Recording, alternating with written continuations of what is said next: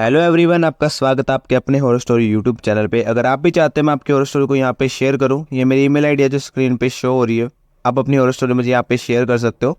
मैं उन सबको रीड करूँगा और आप सबके साथ शेयर करूँगा। जो जो इस चैनल पे न्यू है प्लीज़ मेरे चैनल को सब्सक्राइब करें और बेल आइकन को ऑल पे प्रेस करें, जिससे आपको मेरी न्यू न्यू हॉरर स्टोरी सुनने के लिए मिलती रहे। बिना कोई टाइम वेस्ट कर हम आज की हॉरर स्टोरी को स्टार्ट करते हैं। रियल इंसिडेंट है, मैं आपसे शेयर करना चाहता हूँ। वो खुद मेरी एक फैमिली के साथ हुआ था। हम वैसे चंडीगढ़ के रहने वाले हैं। मेरी फैमिली में मेरी मम्मी पापा और मेरी दो बहनें हैं और मैं हूँ घर में सबसे छोटा। मेरी जो बड़ी वाली बहन है उसकी तो शादी हो चुकी है, छोटे वाले की अब हो चुकी है। ये उस टाइम की बात है जब मैं 8th या 9th क्लास में था। तो मैं जो मेरी बीच वाली बहन है जिसका नाम रजनी था, उस टाइम मेरी बड़ी बहन की तो मैरिज हो रखी थी। जो मेरी छोटी बहन थी उससे, उसका नाम रजनी था, मैं उससे छोटा हूँ। तो ये उस टाइम का इंसिडेंट है जो मैं आपके साथ शेयर करना चाहता हूँ।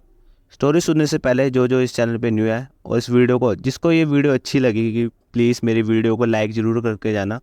मुझे इस चीज़ से बहुत ज़्यादा मोटिवेशन मिलेगा, जिससे मैं आपके लिए और ऐसी ऐसी हॉरर स्टोरीज लाता रहूँगा। चलो बिना कोई टाइम वेस्ट हम आज की हॉरर स्टोरी को स्टार्ट करते हैं। जो मेरी बहन है रजनी, एक दिन जैसे हम 8th 9th क्लास में था जिस टाइम में, तो हम एक दिन घर की साफ़ सफाई कर रहे थे। मतलब कि जैसे घर की साफ़ सफाई होती है, सारा कुछ पर्दे पुर्दे चादर चुदर सब कुछ धो के बिल्कुल अच्छी तरह साफ़ सफाई कर रहे थे घर की पूरी। तो साफ़ सफाई कर रहे थे, हमारा सुबह से लेकर दोपहर तक का टाइम हो चुका था, तब जाके हमारा काम ख़त्म हुआ। मेरी बहन थक चुकी थी और बोल रही थी कि मेरे सिर में धूल मिट्टी चली गई है, मैं अपना सिर धो लूँ और नहा धो के और कपड़े कपड़े भी धो दूँ जो धोने वाले हैं। तो मेरी बहन ऐसे ही करती है, अपने जाती है नहाती धोती है, कपड़े कपड़े सारे धो देती है, सिर सुर भी वो धो लेती है अपना, क्योंकि धूल मिट्टी सिर में भी जा रखी होती है उसके। तो वो चली जाती है नहाने, नहा धो के आती है और बोलती है कि मैं जाकर इस सारे कपड़े छत पर डाला हूँ सूखने सूखने के लिए, और थोड़ी देर मैं भी अपने जो बाल गीले उसको सुखा लूँगी धूप में थोड़ी देर। तो ऐसे होता है, मेरी बहन जाती है कपड़ों को सूखना डालती है और छत पे जाती है। और मेरी मम्मी काफ़ी टाइम बीत जाता है, मेरी मम्मी बोलती है कि दोपहर का हम खाना खा ले, कि जा अपनी बहन को बुला ला। तो मैं जैसे ऊपर छत पे जाता हूँ, तो जो मेरी बहन होती है वो बेहोश हुई होती है वहाँ पे, मतलब कि बेहोश होकर गिर रखी होती है।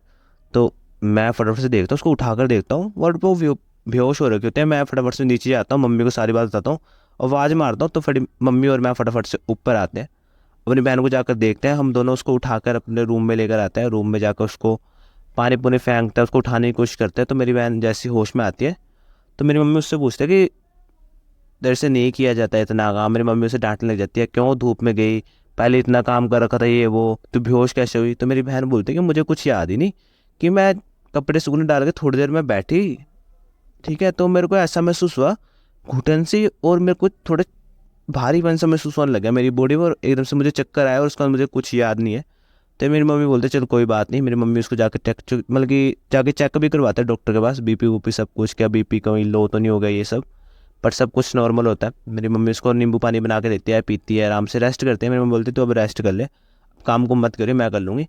तो ऐसे ही होता है, रेस्ट वेस्ट करती है। एक दिन बीतता है, अगले दिन मेरी बहन रात को सो रही होती है। तो उसको रात को ऐसा महसूस हो रहा है कि जैसे पैर से थोड़ा ऊपर किसी ने उसको नोचा है, मतलब कि ज़ोर से पकड़ा है। तो मेरी बहन एकदम से रात को उठती है, वो देखती है कि कोई भी नहीं है। मैं और मेरी मम्मी हम दोनों एक बेड पे सो जाते थे, ठीक है, और जो मेरी बहन थी वो साइड में एक मंजा लगा के सोती थी। तो बोलते हैं कि किसी ने नोचा, वो उठती है, देखती है भाई कोई भी नहीं है, वो फिर सो जाती है। अगले दिन सुबह होती है, काम कुम कर रही होती है। मेरी बहन ने उस टाइम कैपरी डाली होती है जो गोडों से नीचे तक होता है, वो डाली होती है। तो वो काम कर रही होती है, मेरी मम्मी देखती है उसके पैर की तरफ, उसके ना पैर में ब्लू रंग का एक स्पॉट पड़ रखा होता है, जैसे नील पड़ जाता है ना, नीला नीला सा स्पॉट सा पड़ रखा था, जैसे किसी ने बहुत ही तेज मारा है या किसी ने बहुत तेज से दबाया, ऐसा चीज़ का कोई निशान पड़ रखा है। तो मेरी मम्मी मेरी बहन से पूछते कि ये स्पॉट तेरे कैसे पड़ा। तो मेरी बहन बोलती है कि मुझे नहीं पता, कि शायद मैं कल गिर गई थी, क्या पता उससे मेरे चोट न लगी हो, उसकी वजह से पड़ा हो। तो ठीक है, तो मेरी बहन चेक चूक करते बट नहीं होता। फिर मेरी बहन अगले दिन फिर रात को सोती है, उसे फिर महसूस होता है कि किसी ने उसके बाजू से पकड़ कर उसको खींचा है बहुत तेज। तो फटाफट से वो रात को उठती है, वो फिर उधर से देखती है कि कोई भी नहीं होता। वो बोलते हैं कि शायद मेरे को वहम हो रहा है, वो फिर उधर से सो जाती है, आराम से सोती है। अगले दिन उठती है तो उसको फिर उधर से उसकी जो बाजू होती है, उसको वहाँ पे भी एक ब्लू रंग का स्पॉट मिलता है। मेरी मम्मी को वो भी दिखाते हैं, मम्मी ये देखो ऐसे ऐसे स्पॉट है। तो मेरी मम्मी बोलते शायद तू काम कर रही थी, कहीं बच गया होगा। उस टाइम भी मेरी मम्मी और उसको उस चीज़ को इग्नोर कर देते, शायद वैसे हो रहा होगा। मेरी बहन ऐसी अगले दिन सोती है, अगले दिन उठती है, उसकी काफ़ी जगह बॉडी में ऐसे ब्लू रंग के स्पॉट्स मिलने स्टार्ट हो जाते हैं, ठीक है। वो मेरी बहन काफ़ी ज़्यादा घबरा जाती है। मेरी मम्मी भी बोलते हैं कि क्या चीज़ हो रही है। मेरे मम्मी पापा को बताते हैं, मेरे पापा बोलते हैं कि क्या पता वैसे ही ना हो रहे हो, कई बार चेक चुक करवा लो, इसका टेस्ट वुस्ट करवा लो। जब मेरी मम्मी ना जाकर डॉक्टर को जाकर चेक करवाती हैं चीज़ों को। डॉक्टर बोलते हैं कि इसका एक टेस्ट होगा, वो चीज़ करवा लेते हैं। जब टेस्ट करवा कर उसकी रिपोर्ट आती है बिल्कुल नॉर्मल आती है, फिर भी ऐसे होता है। एक दो दिन बीतते हैं, मेरी बहन एक दिन रात को सो रही होती है। जैसे वो सो रही होती है, उसके मुंह पे कोई एकदम से आके थप्पड़ मारता है, इतनी तेज़ से थप्पड़ मारता है। मेरी बहन उठती है और वो ज़ोर से चिल्ला के बोलते हैं कि मम्मी, मेरे नाम लेके बोलते हैं कि इसने मेरे थप्पड़ मारा कि बहुत तेज़ से, कि इसको समझा लो। मैं तो नींद में होता हूँ, मुझे नहीं पता होता, आधी रात को 2 या 3 बज रहे होते हैं। मेरी मम्मी मुझे उठाते कि तूने इसके थप्पड़ को मारा। मैं तो उस समय नींद में होता हूँ, मुझे तो कुछ पता ही नहीं लग रहा था बोल क्या रहा है, क्या चीज़ हो रही है। मैं उठता हूँ, मैं कुछ भी नहीं बोलता, मैं फिर ज़रा से सो जाता हूँ। मेरी मम्मी जब उसका फेस चेक करती है लाइट जला के, तो उसके फेस पे 4-5 उंगली छपे होते हैं और हाथ काफ़ी बड़ा होता है। मेरी मम्मी बोलते हैं कि थप्पड़ तो लगा रखा है, किसने मारा। मेरी मम्मी फिर मुझे फिर से उठाते कि उठ। फिर मैं जब जागता हूँ मुझसे पूछता है कि तूने इसके थप्पड़ मारा। तो मैं बोलता हूँ कि पागल हो गया क्या, मैं तो सो रहा हूँ, मुझे तो कुछ पता भी नहीं, मैं को मारूंगा इसके थप्पड़। तो हमारी ऐसी बात बुत होती है। मेरी मम्मी ना उसको सुला देती है, और मेरी मम्मी काफ़ी टाइम तक जागी रहती है। मेरी बहन को सुला देती है कि चल सो जा तू, कोई बात नहीं, मैं देखती हूँ। तो मेरी बहन को सुला देते हैं। मेरी बहन को पूरी रात नींद नहीं आती, ना मेरी मम्मी सो पाते ढंग से। मैं तो सो जाता हूँ, मेरे को इतना नहीं पता लग रहा होता, उस टाइम नींद में होता हूँ। मेरी मम्मी ना मेरी बहन ढंग से सो पाते हैं उस टाइम पे। तो अगले दिन उठता है, मेरी मम्मी चक चुक करते, फेस पे निशान पड़ा हुआ है, ठीक है। तो ऐसे होता है, मेरी बहन ना जैसे एक दो दिन बीत जाते हैं, उसको मेरी बहन को दिखता है रात को सो रही होती है, उसकी वजह से आंखें खुल रखी हैं, वो सारा देख पा रही कि मैं सो रहा हूँ, मेरी मम्मी सो रही है। वो देखते हैं कि एक कोने में एक आदमी है, ब्लैक रंग की शैडो है पूरी, वो मेरी बहन की तरफ आ रही है। वो मेरी बहन की छाती के ऊपर बैठ के मेरी बहन का गला दबा रही है। ये चीज़ मेरी बहन पूरी प्रॉपर तरीके से देख पा रही थी। और मेरी बहन अगले दिन मतलब कि उसको कोशिश कर रही थी कि मैं मम्मी को उठा सकूं या मैं किसको आवाज़ मार पाऊं, बट मेरी बहन बिल्कुल भी नहीं बोल पा रही थी। बहुत ज़्यादा जोर लगाते बोल लगा, पर मेरी बहन एकदम से आंखें बंद करती है और भगवान का नाम लेना स्टार्ट कर देती है। भगवान का नाम बोलते रहते हैं। पर एकदम से उसको, मेरी बहन को हल्का महसूस होना स्टार्ट होता है कि कोई ऊपर से हट गया और चल गया है। तो मेरी बहन को जब हल्का महसूस होता है, मेरी बहन आंखें खोल के देखती है तो कोई भी नहीं होता। मेरी बहन फटाफट से मम्मी को उठाती है। मम्मी, मेरे साथ ऐसा हुआ, पूरी बात बताती है कि मैं अभी सो रही थी, मुझे वहाँ पे दिखा कोने में खड़ा हुआ, वो मेरे पास आया, मेरे ऊपर बैठा, मेरा गला दबाया।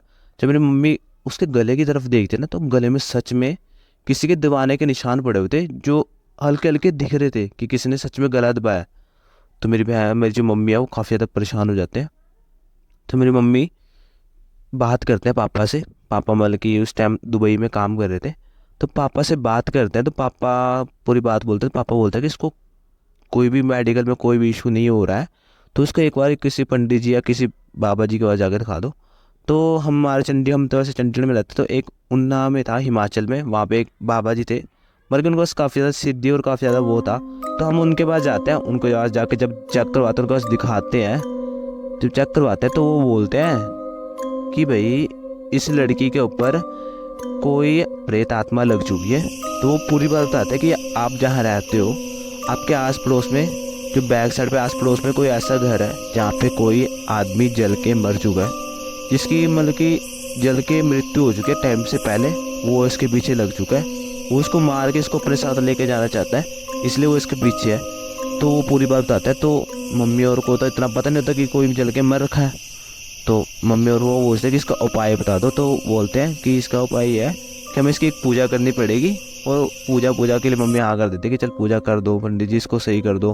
तो पंडित जी जो भी होते हैं बाबा जी, वो पूजा करते हैं और उसका एक धागा बना कर देता है कि इसको गले में डाल के रखियो, ठीक है। और एक ना गंगा जल में ना कुछ ताबीज सा डाल के देता है लिख के कागज में, कि इसको जब भी तुमने नहाना है सुबह, तो उसके थोड़ा सा पानी आखिरी वाले डब्बे में डाल कर अपनी बॉडी में डाल लेना बस, ठीक है। तो ऐसा बोलता हूँ कि इसको ऐसे रेगुलर ही करना है आपने, ठीक है, जब तक ये पानी ख़त्म नहीं होता, और ये धागे को कभी निकालना नहीं है। तो उसके बाद से मेरी बहन बिल्कुल सही रहने लगी, उसको कभी वो चीज़ नहीं दिखी, ना कभी तंग किया। तो मेरी मम्मी होते हैं, आस पड़ोस में थोड़ा पता करते हैं, जो पुराने लोग होते हैं कि ऐसे कोई यहाँ पे हो रखा है, कोई चीज़ ऐसे हो रखी है। तो वो चीज़ बताता है कि हाँ, यहाँ पे एक आदमी रहता था पहले, अकेला ही आदमी रहता था, मतलब कि सही एज का था, कि वो यहाँ पे रहता था बैक साइड टॉप फ्लोर में। तो वहाँ पे रहता था। तो वो ना स्टोव में खाना बना रहा था एक दिन। तो स्टोव में ना एकदम से आग पकड़ ली और स्टोव ना फट गया, जिसके ऊपर ना उसके ऊपर भी तेल गिर के वो आधा जल गया। और जब तक उसको हॉस्पिटल लेके जाया गया, वो मतलब कि ऑन द स्पॉट ही वहीं पर मर चुका था। बट उसे हॉस्पिटल लेके गए तो हॉस्पिटल वालों ने उसको यही बोला कि मर चुका है। तो उसकी यहाँ पे जल के डेथ हुई थी। तो मेरी बहन को जो परेशान कर रहा था वो वही इंसान था जो जल के मर चुका था। सच में एक हमारी जो छत के बैक साइड में आपने देखा होगा, चंडीगढ़ शहर में छत के साथ छत जुड़ी हुई है। तो ये चीज़ थी, ये स्टोरी मेरी बहन के साथ हो रही थी। ऐसे मेरी बहन के साथ ये ऐसे ऐसे इंसिडेंट हुए थे जो मैंने खुद हमारे साथ देखा है, मैंने खुद अपने आंखों से देखा है। उसके निशान देखे हैं, उसके गले पे भी मैंने निशान देखा है, थप्पड़ का निशान मैंने खुद देखा है उसके। तो ये इंसिडेंट था जो मेरी बहन के साथ हुआ था।